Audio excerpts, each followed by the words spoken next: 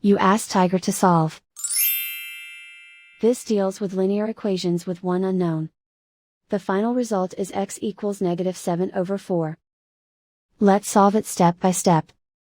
Simplify the expression. Multiply the fractions. Break up the fraction. Simplify the fraction. Find the greatest common factor of the numerator and denominator.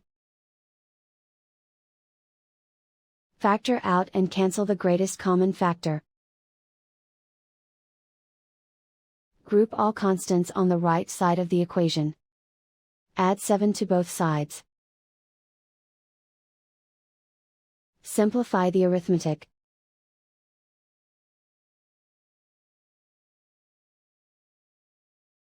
Isolate the x. Divide both sides by -4. Cancel out the negatives. Simplify the fraction. Move the negative sign from the denominator to the numerator.